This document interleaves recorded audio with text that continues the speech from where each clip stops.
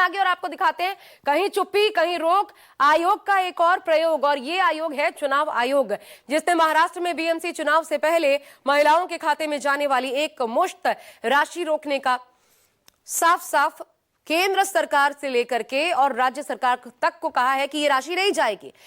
तो फिर यह भी तय है कि महाराष्ट्र चुनाव आयोग भी ये मानता है कि चुनाव के पहले महिलाओं के खाते में पैसे भेजना चुनाव को प्रभावित कर सकता है। तो फिर एक और सवाल बनता है कि सक्रियता चुनाव आयोग की ऐसी बिहार के चुनाव से पहले क्यों नहीं दिखी, या फिर बीएमसी के माध्यम से नजीर पेश कर आगे आने वाले गैर बीजेपी शासित राज्यों में ऐसे फैसले लेने की राह दरअसल तैयार की जा रही है। हो क्या रहा है देखिए। लोक की हार हुई है और तंत्र की चुनाव में जीत हुई। बस 10,000 रुपए दे करके वोट ले लिया, बाद में जैसे और स्टेटों में इन्होंने किया है कि नंबर्स कम कर देना है, बाद में नियम बना देंगे, रूल्स बना देंगे। कैश ने कतार में खड़ा कर दिया और कुर्सी तक पहुंचा दिया। एक दो नहीं कई चुनाव में ऐसा हुआ।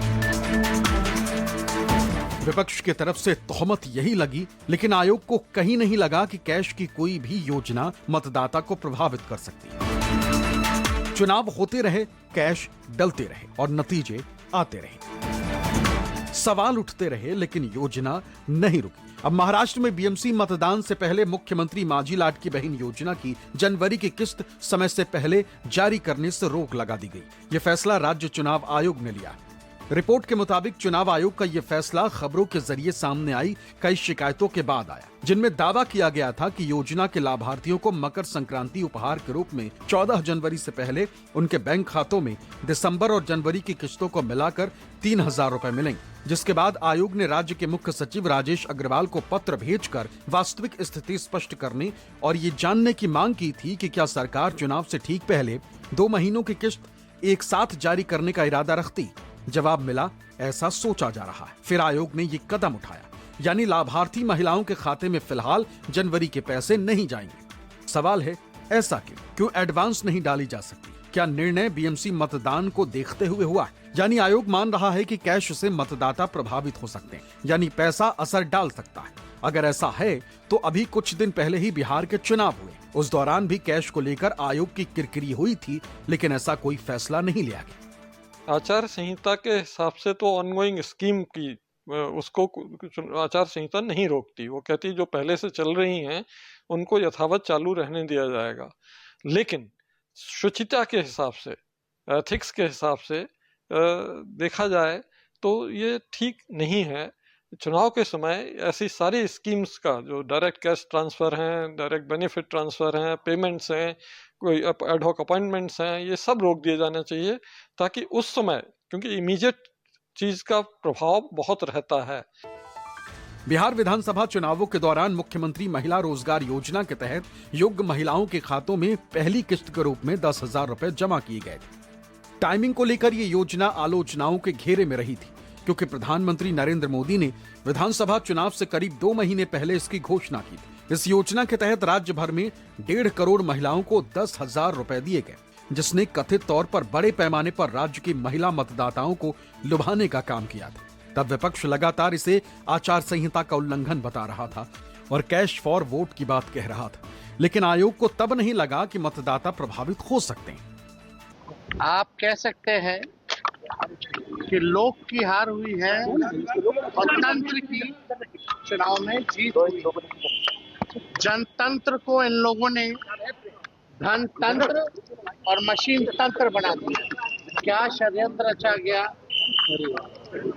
छल कपट से ये लोग चुनाव जीते। लेकिन नई सरकार कैसे बने पूरा देश और बिहार की जनता जानती है। उन्होंने अब ये कहना शुरू किया है कि महिलाओं ने बहुत उन्हें वोट दिया है, विमेन वोट ज्यादा मिला है उनको। ये तो बताया जा सकता है, लेकिन आप 10,000 रुपए कब तक देंगे? बस 10,000 रुपए दे करके वोट ले लिया, बाद में जैसे और स्टेटों में इन्होंने किया है कि नंबर्स कम कर देना है, बाद में नियम बना देंगे, रूल्स बना देंगे, बाद में पता लगा कि उतनी हमारी माता बहनों को मदद नहीं मिली। आयोग ने जब ये फैसला लिया तो सियासी घमासान मच गया।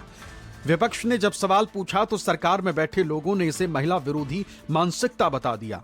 मेरी विनती है सब बहनों से कि जिन्होंने ये योजना बंद करने का प्रयास किया, अभी भी उनके जो पैसे हम देने वाले थे उसको स्टे दिया है, उस लोगों को यानी यूबीटी को और कांग्रेस को स्थानिक स्वराज्य संस्था में मतदान नहीं करना चाहिए, हमारी विनती है। इस योजना के इस समय कुल 2.3 करोड़ महिला लाभार्थी।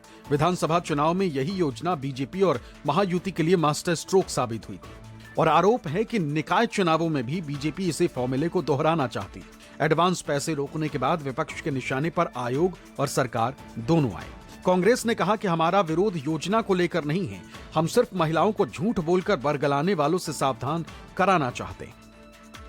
कांग्रेस पार्टी ने लाड़की बहन योजना का कभी भी विरोध नहीं किया है, लेकिन अगर महायुति की सरकार एक षड्यंत्र के तहत दिसंबर और जनवरी महीने के पैसे यानी 2 महीने के पैसे चुनाव से ठीक 1 दिन पहले लाभार्थियों के अकाउंट में जमा कराने जा रही है, तो वो नजर आता है कि कहीं न कहीं ये आदर्श आचार संहिता का उल्लंघन है। लेकिन कहानी यही खत्म नहीं होती। चुनाव से पहले सरकार के पास 36 घंटे बचे। अगर महायुति सरकार लाभार्थियों के खाते में दिसंबर और जनवरी की किस्त एक साथ डाल देती है तो चुनावी गणित बदल सकता था। लेकिन खबर है कि सरकार ने दिसंबर की किस्त लाभार्थियों के खाते में डालना शुरू कर दिया है। अब इसका कितना असर होगा, इस पर संशय बरकरार।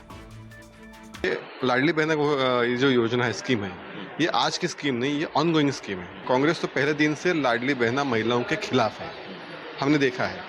पहले दिन से उनका ये अपोज चल रहा है, ये वो विरोध कर रहे हैं पहले दिन से। तो मुझे लगता है उनका अपोज तो इस स्कीम के लिए है ही। महाराष्ट्र में 29 महानगर पालिका के लिए 15 जनवरी को वोटिंग है और महाराष्ट्र की सियासत फिलहाल योजना बनाम रोक की तकरार में फंसी। तो क्या महिला वोटर्स तक सीधा पैसा भेजकर चुनावी बढ़त बनाने की रणनीति विफल हो जाएगी, या सरकार आखिरी घंटे में दिसंबर की किस्त डालकर बाजी मार लेगी? इस योजना को लेकर महाराष्ट्र में पहले भी काफी विवाद हो चुका है, क्योंकि बड़े पैमाने पर इसमें अपात्र लोग थे जिन्हें स्कूटनी के बाद निकाला गया। वैसे टेक्निकली कोई भी योजना जारी है तो उसकी किस्त डाली जा सकती, लेकिन अगर आयोग को लगे कि ऐसी कोई भी योजना चुनाव को प्रभावित कर सकती है तो उस पर रोक लगाई जा सकती है। लेकिन दोहरे मापदंड नहीं होने चाहिए। अगर महाराष्ट्र में लगा है तो बिहार में भी क्यों नहीं लग सकता? इंद्रजीत सिंह की रिपोर्ट, मुंबई।